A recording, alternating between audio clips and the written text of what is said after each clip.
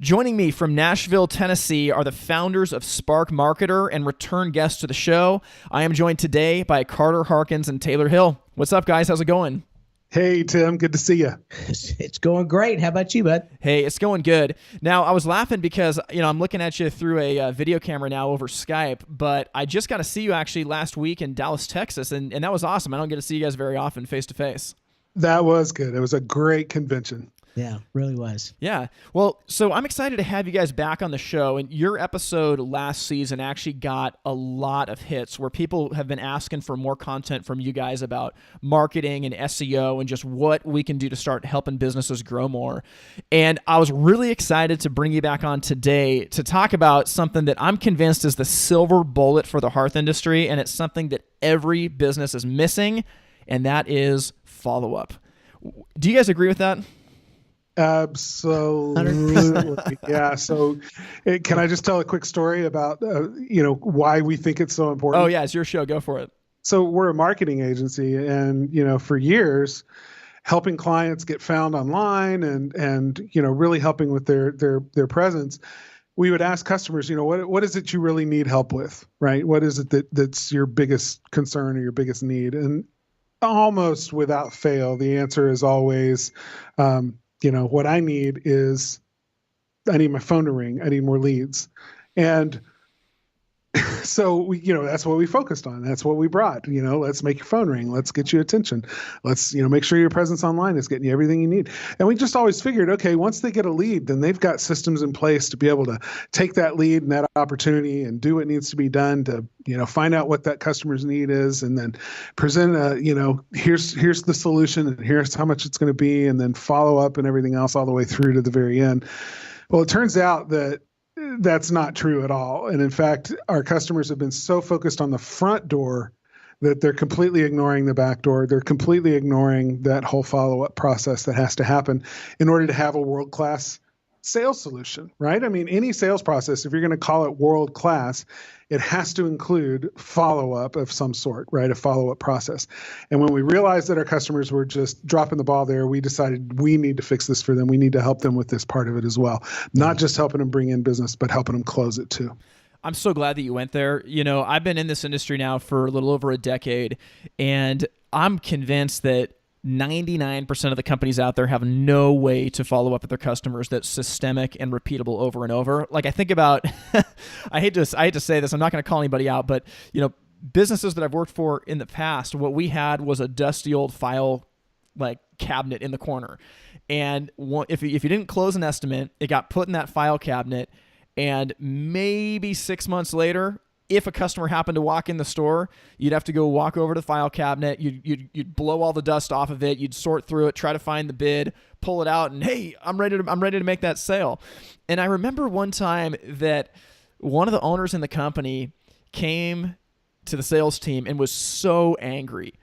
And the owner said, I tallied up the dollar amount of estimates that are in there, and we're sitting on like $2 million of business that's not closed. What are we going to do about it?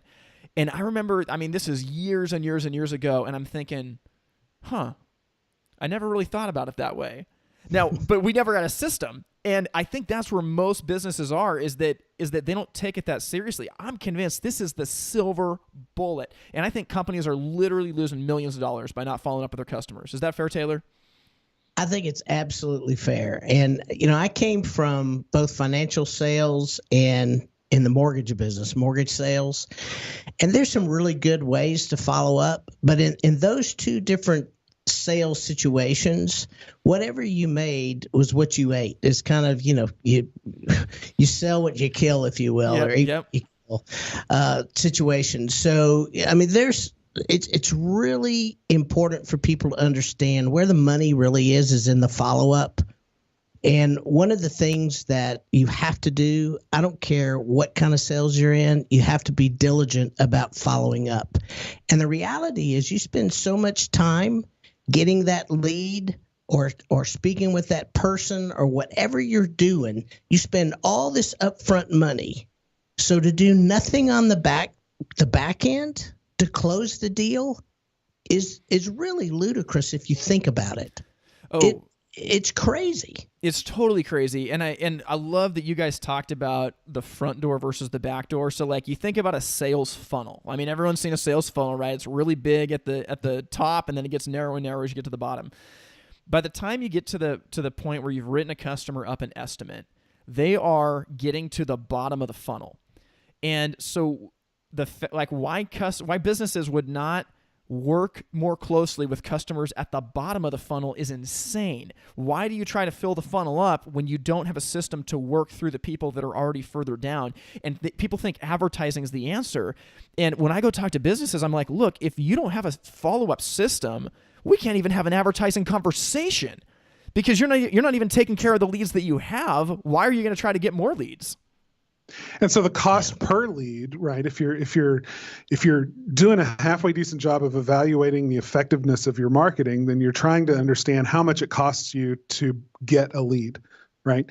How much advertising revenue or how much advertising money do I need to spend in order to get 10 people to come into the store, or let's say 100 people to come into the store?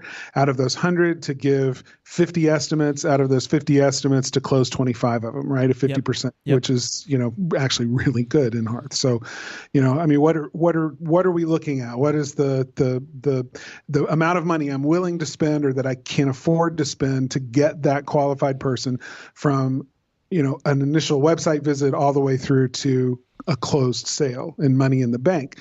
Well, if you're not going to follow up with that person, those people who get down, like you said, to the bottom of the funnel where you're actually you've already presented an estimate, right? You know that they're that interested, and that all that is left is that last piece of saying, okay, we're ready to go. What do you need to get started?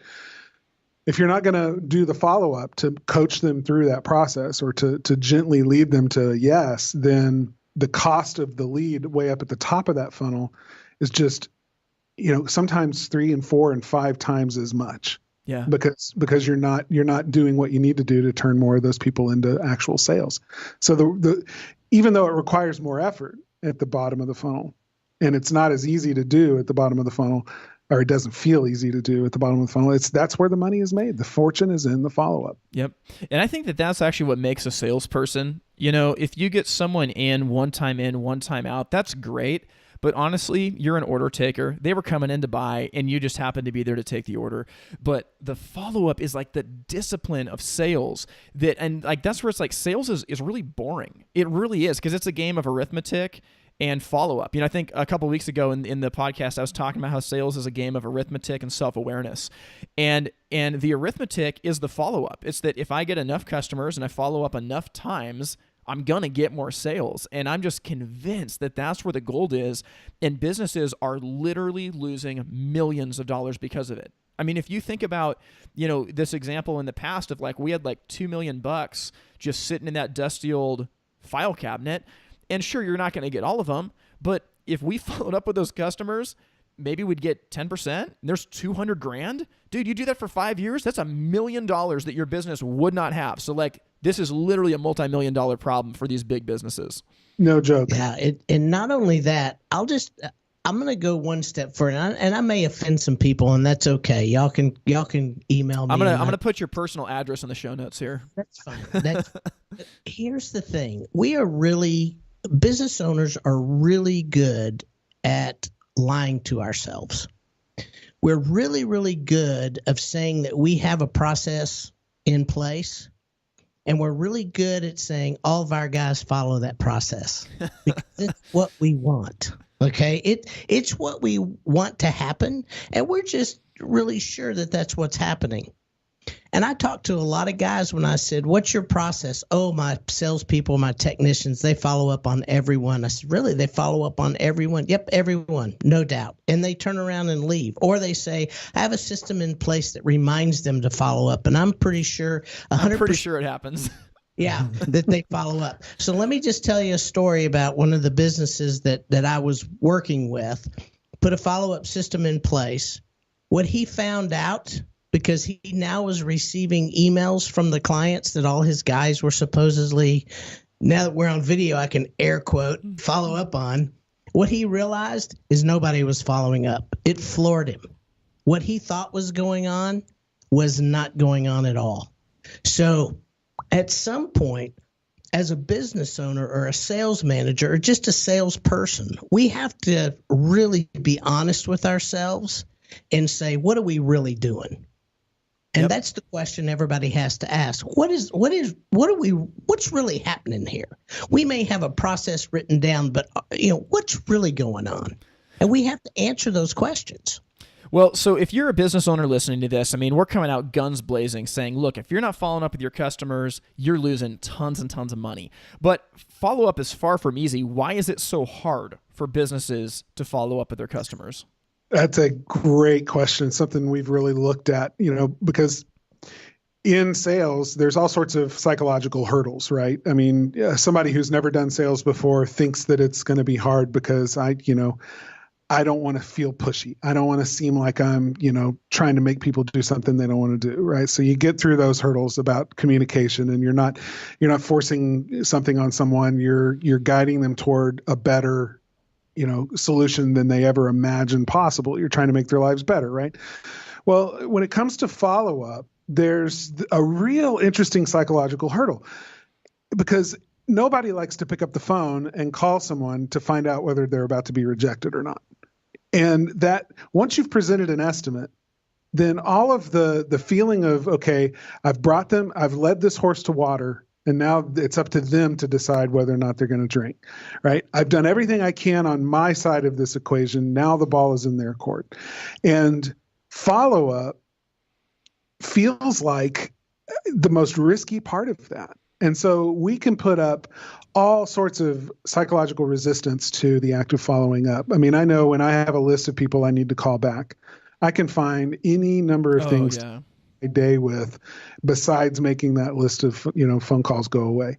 And so I can it doesn't matter, clipping my toenails, whatever, right? I'm going to find things that I need to do that are super important to me, because the act of picking up the phone and making a phone call to inquire if somebody's ready to do business or not is just is a bridge too far. And that's true for most salespeople. And so here's what we've learned. If a salesperson's job is to do nothing but sales, if that's the only role that they have in their job, then they'll do a better job of following up. And what that means is they'll make a phone call, right? They'll call the customer and usually leave a voicemail because nobody answers their phone anymore. So it's a voicemail. Hi, Mrs. Smith, just checking to make sure that you have everything you need. Call me back, please, and let me know. Or I look forward to hearing from you, whatever it is, right? Some people don't even make a phone call. Some people it's an email. But whatever it is, it's usually just one of them, right? One attempt. For technicians in the field and in many chimney and hearth businesses that both sell on the retail side as well as do the service in the home, if it's the technician who is selling in the home, they see the opportunity and present the repair or the options for fireplace rebuild or whatever it may be, then that technician is actually incredibly, that's what they do. They solve problems all day. They drive from home to home.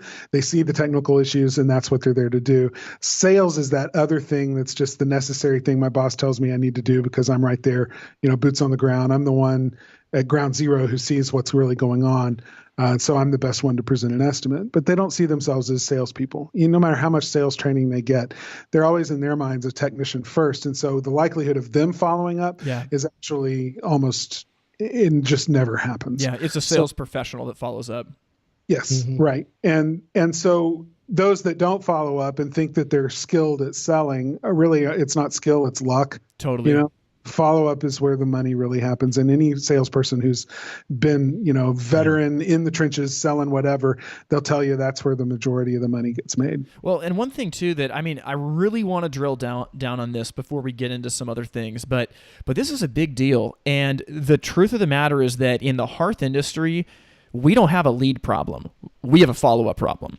I'll take more leads, by all means, give them to me. But honestly, it's the follow-up that's the bigger issue than the leads.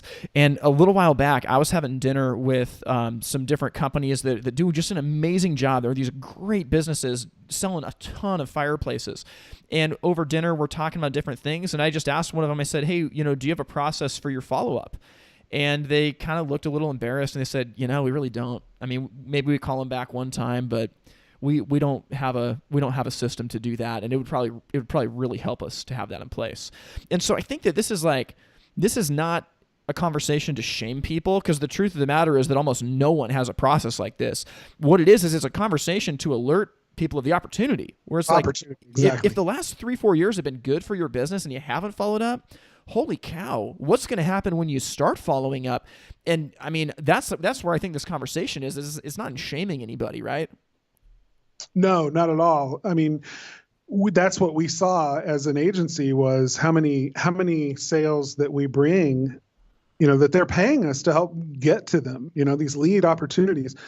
And how many weren't closing. We realized this is a huge opportunity for just a slight improvement. And if there's anything we can do to help on that, then we should absolutely do it, because it causes them to have better results from what we're doing on the front end, and it creates this additional revenue for them on the back end that is just easy, low-hanging fruit. And so that was really it. I mean, for a hearth company, I mean, I can definitely speak to, service businesses. For every $1 million in revenue that a service business does, there's about $2.5 million worth of estimates that have been provided, out there. So, I mean, it's a 2.5 to 1 ratio of opportunity to actual revenue. And if we can improve that even 15 or 20%. Holy cow, yeah. Totally changes the business. And that's something that, like you said, it's not about being ashamed of the fact that I don't have a system. It's, wow, here's the biggest opportunity, right? I say this a lot. The easiest way to make more money tomorrow is to follow up on yesterday's leads today. There you go. Say that one more time. The easiest way to make more money tomorrow is to follow up on yesterday's leads today. I love it. That is great. Well, so diving into this now, guys, what do the statistics tell us about follow-up? Well, there's a lot. There's a lot. Yeah, it depends on where you look. So I've already given you some, and I know that in our industry, in hearth and in chimney, the likelihood of following up more than once is pretty low. I've only met a handful of businesses that have been able to tell me they actually have a system for following up multiple times until they get an answer from a customer. Most people only follow up once. I've heard statistics from places like the National Association of Sales Executives that says that only 5% of salespeople will close or will follow up more than, I think it's well, you read the statistics actually earlier today, Tim. Do you have those statistics? Yeah, so here's the one I got in front of me, and the statistic says that 48% of salespeople never follow up with a prospect. So half the people out there don't follow up. Right. 25% make a second contact and stop. 12% only make 3 contacts and stop. And then only 10% of salespeople make more than 3 contacts. Okay, so if you've got 100 salespeople in a room, there's only 10 that are calling a customer back more than 3 times. Now, here's the back end of that stat, is that 2% of sales are made on the first contact with a customer, 3% are made on the second, 5% on the third, 10% on the fourth, and 80% of sales are made between the 5th and the 12th contact. And I feel like, statistics can always be skewed, but Taylor, I mean, that's telling us something, isn't it? Yeah, and I tell you, I believe it. Just because if you're in a standalone sales position, what you realize is that people are so busy today. If you're not following up, they're moving on. I mean, that's just the way it works. I'll just give you a personal story to me that just happened not too long ago with my gutters. I had a gutter company, best gutter company ever came out. They did everything I asked them to do. They didn't leave me anything behind. 6 months go by, and my wife the other day says, "Hey, we need our gutters cleaned again. Do you remember what the name of that company is?" And I'm like, no. Because they didn't follow up with me on the repairs I asked them to do. So when they were out there, they did all this stuff. But the one repair I asked them to give me an estimate on, and which they did. And I said, I'm not quite ready right now, but I think I'll be ready in the spring. And I've not heard back from them since. And it's a pretty good repair. So that's what I'm talking about. I mean, it's just doing what you are asked to do. When you go out and you're having a relationship with someone and you give them an estimate, what happens is that's an assumed relationship. You're not bugging them to go back. You're actually inquiring. And that's a mind shift. I don't want to bug people. I don't want to bother them. It's not that at all. You get going. I didn't even think about it again until my wife said something. Does that make sense? And then all of a sudden, I don't know, because they never got back to me when I asked them to. So now I got to go out and find a company to do the repairs. And that's exactly what happens to everybody else. So if you're not in front of somebody and top of mind, yeah, they're going to move on. Well, and that's why in this industry, I mean, I say it all the time whenever I teach on sales, is that we lose more jobs to indecision, the competition. No, we either confuse people out of buying fireplaces, or we don't follow up with our prospects and they just decide not to do anything. I mean, yeah. and same thing with the gutters. I mean, it hasn't been done. And at some point you'll do it when your wife bugs you, or maybe you just say, well, it's not that bad. We can kind of get along without it. And you just kind of limp along. But, I love that you talked about the idea of bugging people, because I get that a lot. People say, well, if you follow up like this, every week or every 3 days or every 2 weeks, whatever it is, people are going to think I'm bugging them. And that's not what I'm in business to do. And I'm like, dude, if you truly think of what you do as a service, it is not bugging the customer. It is offering them a service that they want completed. And for you to not follow up, you're actually wasting their time, because they've spent time online researching, they've driven to your showroom, that you've spent time in their home writing up the estimate, and then you don't follow up with them. It's like, how dare you waste their time like that? If you're not even going to do the due diligence of following up, why waste your time in the first place going out there? They got better things to do. We hear from consumers quite often that the reason the reason they chose a business to do business with is because that business did a better job of communicating at all the key transactional points than anyone else did. And it's not because they did, they had better reviews and all of those other things. Maybe they did, maybe they didn't. But it's that when I reached out to inquire about making an appointment, they got back to me. And when I didn't get back to them, when they left a voicemail and I didn't get back to them in a timely manner, they followed up again.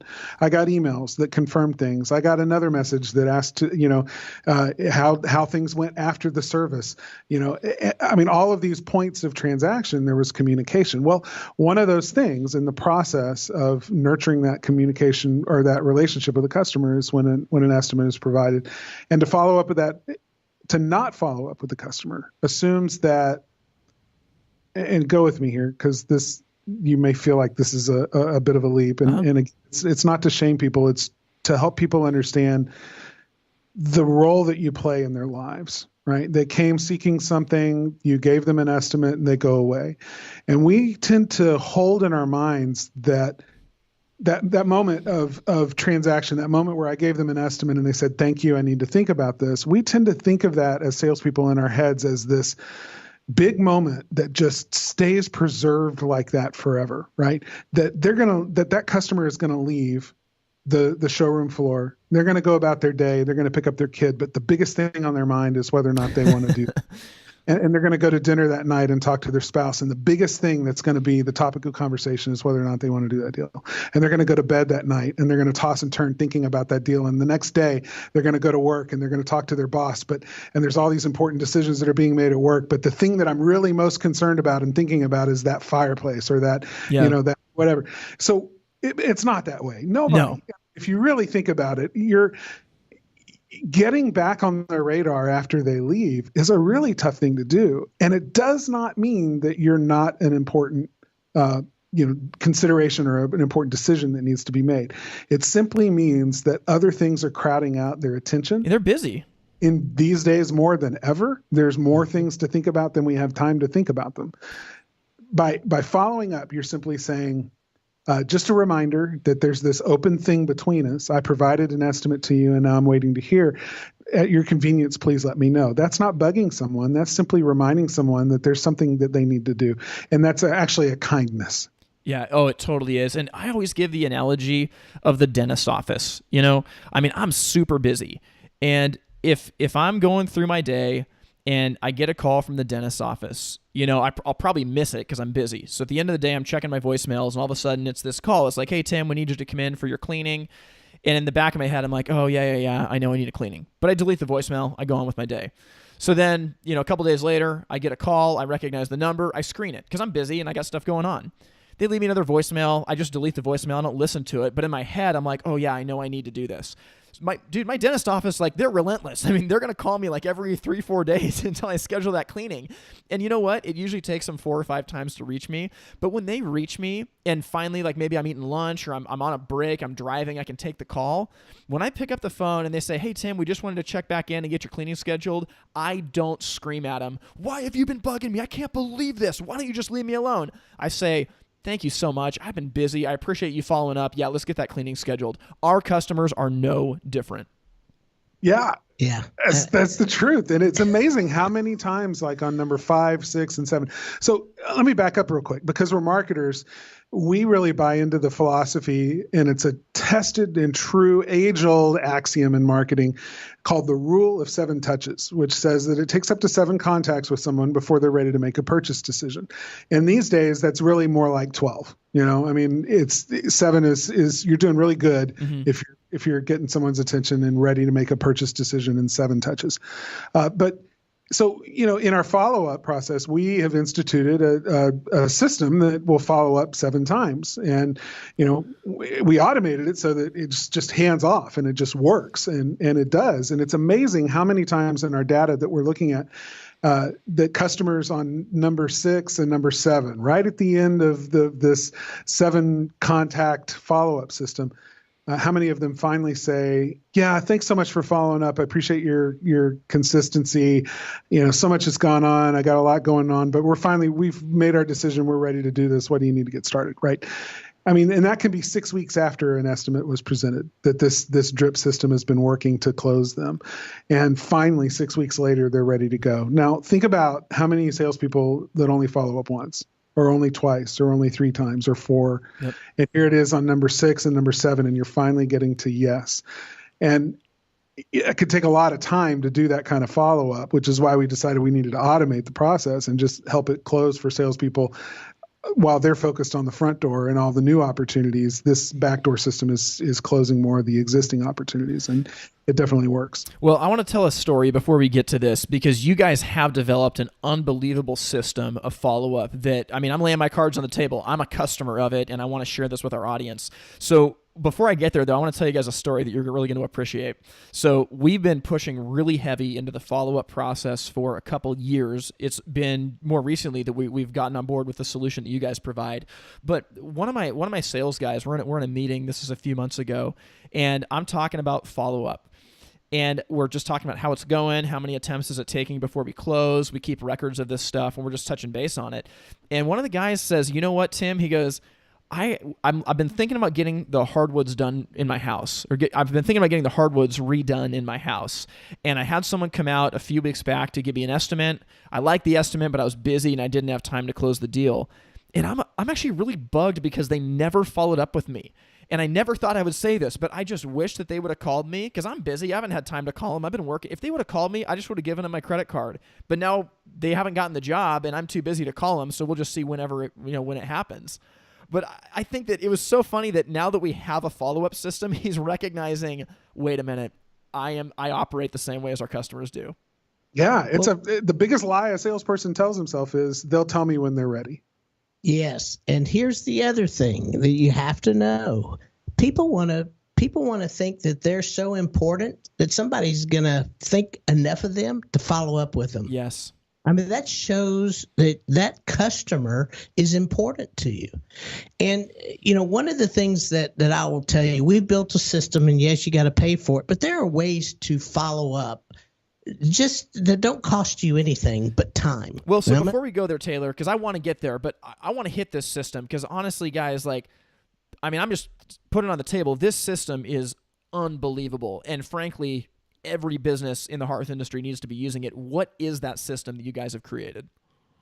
It's called Closing Commander. Yeah, we call it Closing Commander, and it does one thing. We designed it to do one thing, which is a series of 7 automatic follow-up emails sent over a specific period of time, and you have control over those, the email content as well as the spacing and the timing.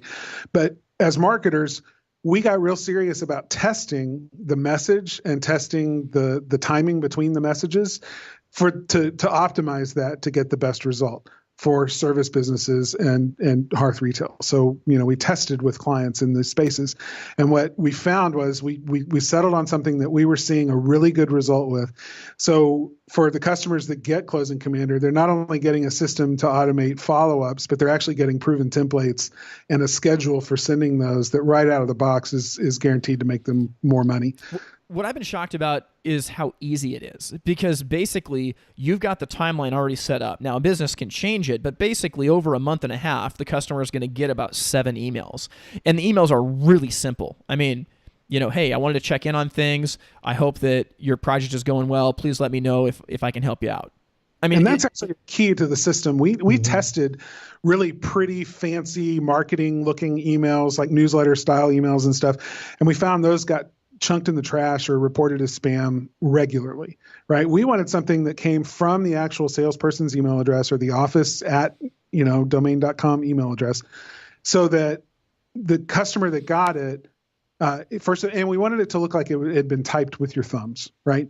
Like you just pulled out your phone, entered in that customer's email address while you had a minute at a stoplight and went, "Hi, Mrs. Smith, just checking in to make sure you have everything you need from me. If there's any questions I can answer, please let me know. Thanks." Right? Super simple and plain vanilla looking, no images, no fancy anything. Yeah. Those actually perform so much better. And it's amazing how well it works. Yeah. And I mean, when you guys showed this to me, my jaw dropped.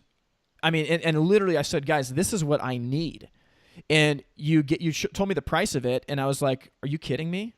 That's all I need to pay, and I can get my entire team on this. And because what I love about it is that for the folks that are listening, once you're set up with Closing Commander, if anybody on your team writes up an estimate for a customer, literally all they do is they open Closing Commander, they punch in the customer's name, email address, and then they can just make a note about what the estimate was that they proposed to the customer, and then they hit follow up.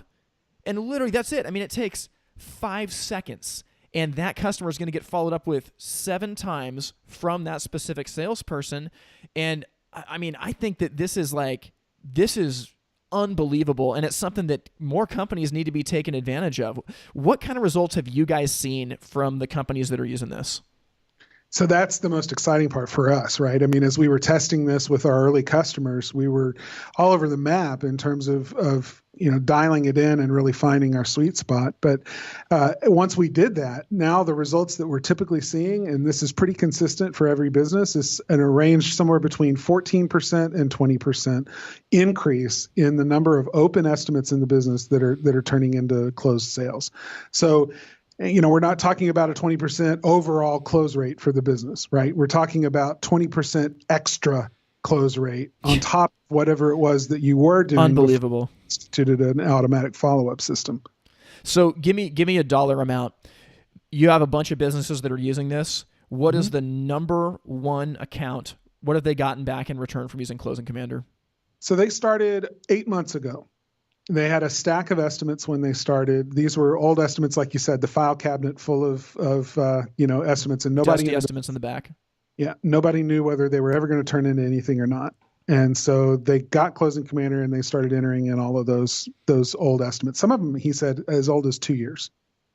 Okay, in less than 8 months, he's done $500,000 worth of additional business. And it just automatically came in without having to do anything except enter these people into the system to follow up. And people were like, yeah, I remember that was actually, you know what? I think I want to go ahead and do that. Oh my gosh. So literally $500,000 by taking an hour and a half and entering in the last couple years worth of estimates into this. Unbelievable. So that is one of the more spectacular ones. So let me tell you about more of the common ones that we see. Okay. Usually within the first 6 months, they'll hit a 6-figure result. Okay. of some sort. I mean, we see many of them in 2 to 3 months. They're in six figures. $100,000 or more that they've gotten back out of this additional revenue. So that's a real common story that we see. It's hard to really talk about, the dollar amount because every business, the size of the business is so different. But 14 to 20%. So imagine in your business, and if if you have a system that can report it to you really quickly, you'll know exactly how many open estimates are out there and what the total value of those estimates are.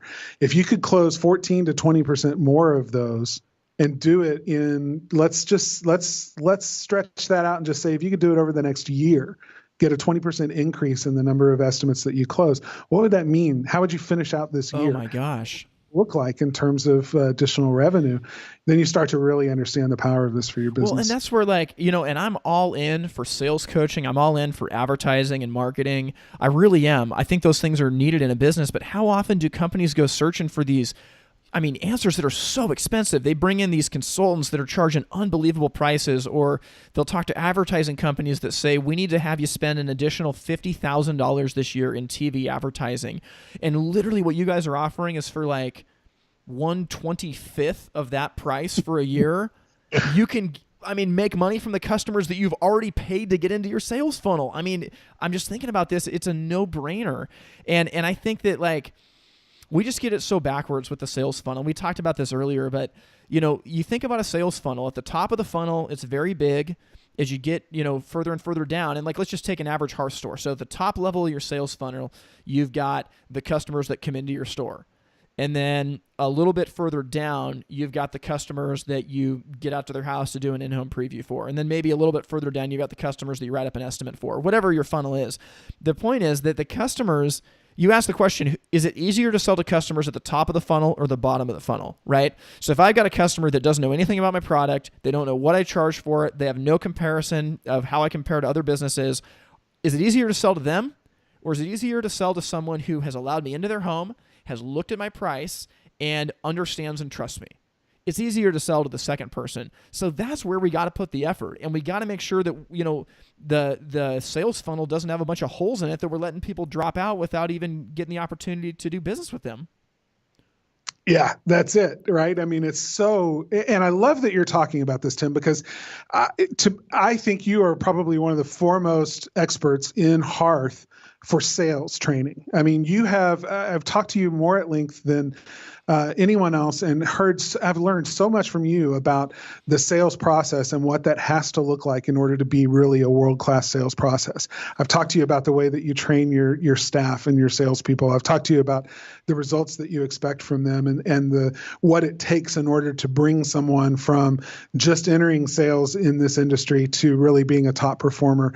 And you understand it, and you've performed at a really high level. And so for you to really look at what we've built and talk about it in terms of how important it is and what an easy thing it is to add to your sales process in order to see a great result, to me is just I so appreciate your vote of confidence in it, and I love the fact that you're seeing results with it too. Well, I appreciate that. Those are really kind words. And I've learned a lot from you guys too. The podcast that you guys hosted for years, the Blue Collar Proud Show, the content on there was just gold. And if anybody's listening to this, go back and subscribe to the Blue Collar Proud Show because, man, there's just some amazing nuggets in there that are going to grow your business. But I just think that it's just a no-brainer. When you guys showed this to me and you told me what the price of it was, a couple $100 a month for an entire company, and I'm sitting there thinking, dude, if we can sell one fireplace from this for the entire year, it's just paid for itself. My jaw dropped, and I was like, how are you not charging more for this? This is just, it's unbelievable. And I think, so here's the beauty of it is that I look at what you're doing, and I am your customer. But I am happy to pay full price for this amazing thing because it is a service. I've got a pain point, and you guys are offering me medicine for that. And I think that the same thing is true. We can flip the script to the customers that are coming in to buy fireplaces from us, isn't it? Mm-hmm. Yeah, absolutely. They are looking to you to give them information, follow up with them, make them feel good about what they're doing. It's all the same. You've got sales, you've got customers. It doesn't matter what the process is. If you solve somebody's problem, but you never go back and tell them that the problem has been solved or show them how easy it is, then you're not making that customer feel good. Yeah. And it's really about making the customer feel good about what they're purchasing. Well, so Taylor, I got a question for you as we're rounding out here. So obviously you guys have this amazing service, Closing Commander. I mean, everybody here needs to subscribe to it. But we've been talking this whole episode just about follow-up in general. So if you're a business that, maybe you're struggling, there's not the dollars and cents, whatever it is, and they're not ready to commit to Closing Commander, it's totally fine. But what can companies start doing today to help them get started for free with this follow-up process? So when we first did our Spark Marketer with our marketing company, it's the same follow-up system that I had when I was in the mortgage business and in finance business. And it was a card, just a 3x5 in cards that would put in a shoebox. It had the months and the days in it, and you just start the system. You could do it on calendars today. Everybody's got some kind of a calendar system that they've got on computers. But I always like the 3x5 card method because it's that tangible thing to look at. Yep. So the people that I would follow up with when I sent out an estimate or send out in my particular deal, I would send out a quote. Then I would put them in for follow-up for 3 days. And then I would call them back and email them. And if I didn't hear back from them, they went into a week. And I just kept that going. And you just figure out, it's the same thing that we've done. You just figure out what works for you in your business. But you have to keep track of it. And you have to make time for it. And this is the thing that I tell people.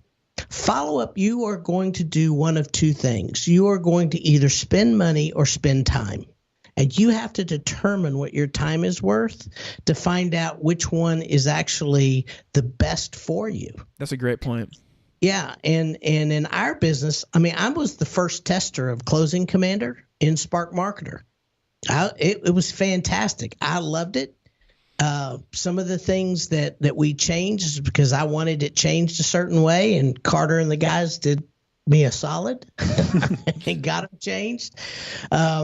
So yeah, I was the first tester in the whole thing, and it really it's a automatic version of what I used to do manually. Yeah. It really is time versus money, though, and that's what you have to determine. Yeah, that's really good. And for us, because it's just been more recent that we've come on board with Closing Commander, but for the last couple of years, our system has been that we expect 7 follow-ups on all of our best opportunities. So we rate our jobs on a scale of A, B, C, D, and F. If it's an F, it doesn't get bid.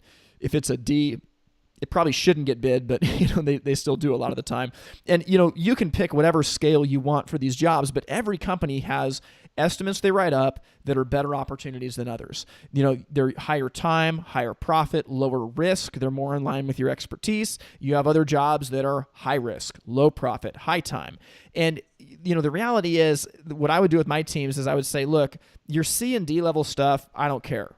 You can do that however you want, but your A and B level opportunities, you got to follow up with 7 times. And I would require that, we'd keep a spreadsheet of the open opportunities. They would mark when they followed up. They'd have to send it to me on a weekly basis. And frankly, my team is really good, but it was a huge pain to manage because even though we've got this system in place, I got to police it. And, what we found is automating that has saved time of both me and my sales team, and it's actually increased our customer satisfaction. But there are ways to do this that don't cost you money. That's the point I want to make. What were you going to say, Carter?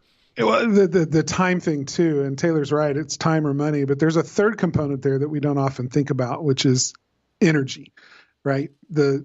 The psychological energy that it takes to spend my time doing this follow-up, right? To sit down with that shoebox and to look at the list of people that I need to call today and then actually do that, actually summon up the energy that it's going to take to psychologically prepare myself for those conversations and possibly being rejected or hearing no. And that energy itself is one of the things that I find is worth more than almost the time or the money 100%. because it's the hardest hurdle for salespeople to overcome.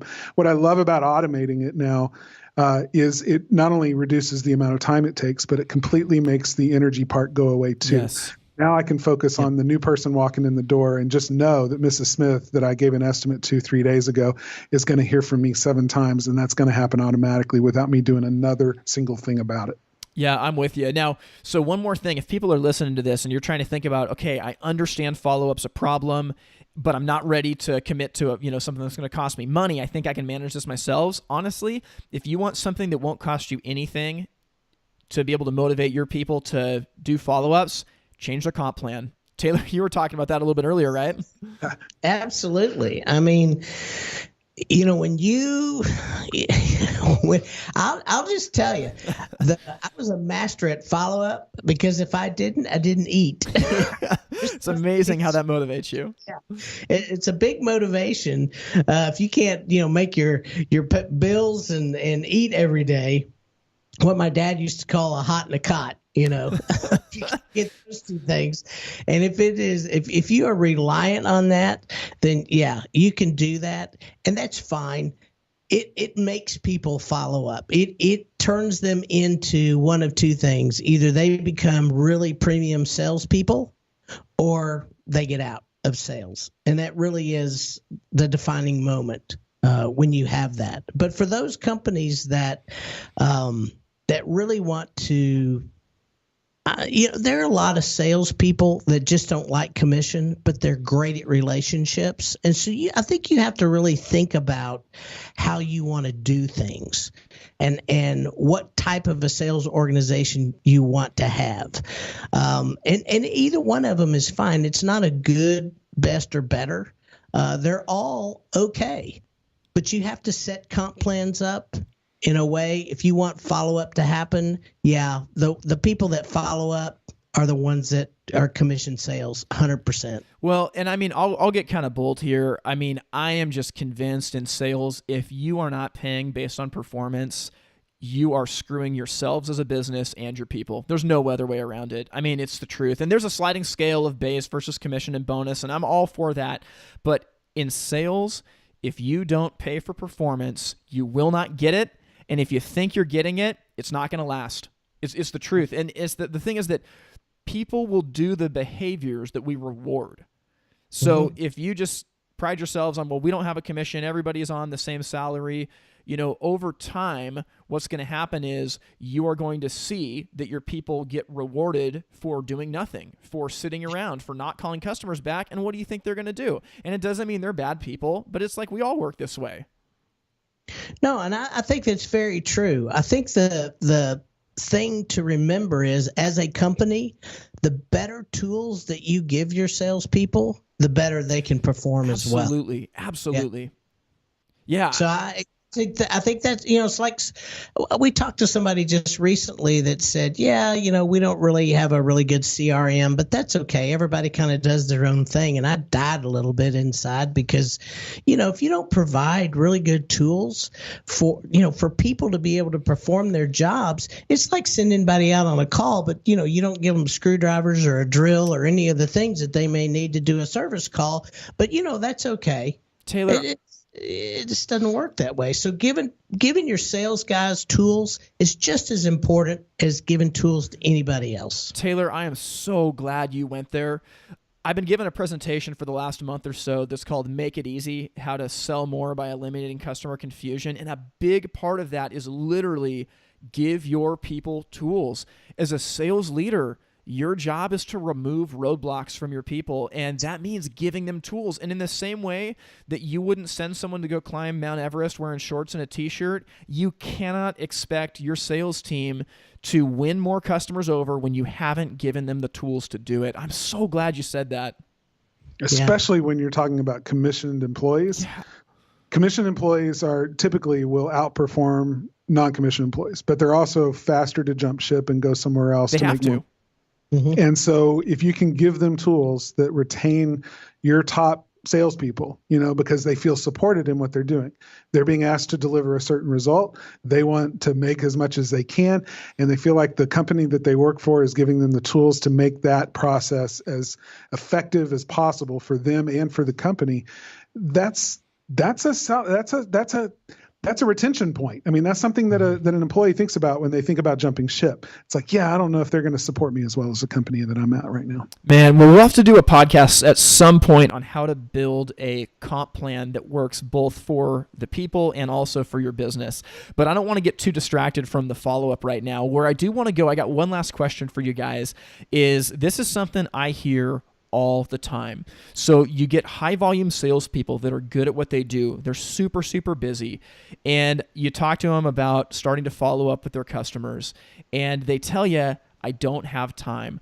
What do you say to businesses and salespeople that say, I don't have time to follow up? I tell them that they're lying to themselves. It's like anything else. Whatever is important to you, you make time for, period. If it's important, you're going to make the time.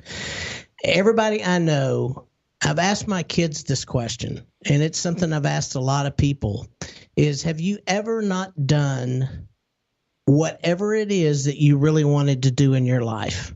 And no one has ever said no. There are things that you don't do that you may want to do, but let me tell you, if it's important to you, you figure out how to get it done. I don't know anybody that hasn't done that. So if sales is important to you, if follow-up is important to you, you figure out and find the time to get it done. It's just one of those things. We're not being honest with ourselves. If we're not doing it, it's because it's just not that important to us. Yeah. Carter, what do you think? What do you say when people say, I don't have time to follow up? So actually, this is something that Taylor just recently shared with me. It was just an email that he received from a business coach, but it was talking about mindset. And there's generally two mindsets that business owners adopt, and at any given time, any business owner could be in one mindset or the other mindset, but it's important to identify those mindsets. And the first one is that mindset of abundance. It's the belief that I have enough time to do the things that are important. I have the skill that I need, or that if I don't have the skill, I have what I need to get the skill to be successful in what I'm doing, right? It's that mindset of abundance. Then there's the mindset of lack, or that there's not enough time. I don't have the resources that I need, and I'm so strapped that I can't take advantage of the opportunities that I even have. I'm always behind the eight ball. There's always too much to do. I don't have enough time. And so obviously this question helps to illustrate that mindset of a lack of something. And I think we just have to challenge it and say, you know what? I'm not sure that that's true. I'm not sure that the belief that I don't have enough time to follow up is true. I think that we're just, like Taylor said, making a different decision about what's true. And if we can challenge that and truly realize that the fortune is in the follow-up, that everything we want happens when we do the hard things, then we'll figure out a way to make that a crucial part of our world-class sales process. Yeah, guys, that is amazing. I'm all in for the abundance mentality. It's the reason I'm doing this podcast is like, there's abundance out there. And I've had people say, hey, what if your competition listens to it? What if a rival manufacturer listens to it? And I'm like, you know what? I believe that there's enough for everybody. And the truth of the matter is, like, if we're not even following up with our customers, why are we worried about what our competition's doing, Exactly. Well, guys, I really appreciate you coming on board today. It's been awesome to chat with you. Where can people get a hold of Closing Commander? Yeah, it's super simple. Our website is just closingcommander.com. Lots of good information there about the tool. There's a calculator if you want to play with that and find out just how much, what's possible, and if you could get 14 to 20% of a return on that and additional revenue in your business. And then if you'd like to sign up for a demo, there's a way to be able to do that. There's a 14-day free trial on the website too. If you want to sign up and just play with it and experiment with it, you've got 14 days to do that. And like you said, it's a very affordable way. We wanted to make it affordable because we truly believe that by providing it at this price, more people are going to use it. And our goal for businesses is to make them more successful in turning the leads that they spend so much for in marketing. Even if they don't spend it with us, they're spending it somewhere. We want to make that more effective for them so they get more from it. Well, you guys are doing an amazing service to our industry. Thank you so much for talking to me today. I'll see you guys later. Thanks, Tim. It's good to talk.